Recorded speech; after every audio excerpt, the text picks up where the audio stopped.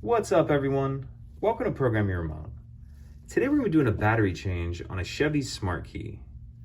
So the only thing we're going to need to do this is our new replacement battery. It takes a CR20450 battery. So once you have that, we can go ahead and get into it.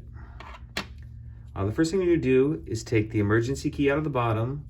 That's done by pressing this button here, and then the key will slide out like that.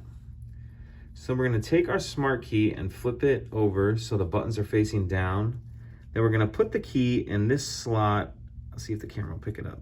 Put the key in this slot right here, and then just pry straight up. So you just pry straight up like that. It lifts the cover up a little bit. Go ahead and take the cover all the way off.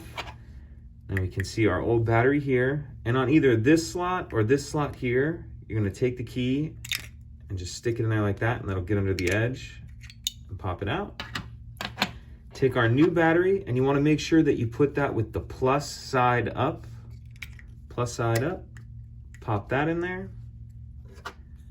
Put the back cover back on.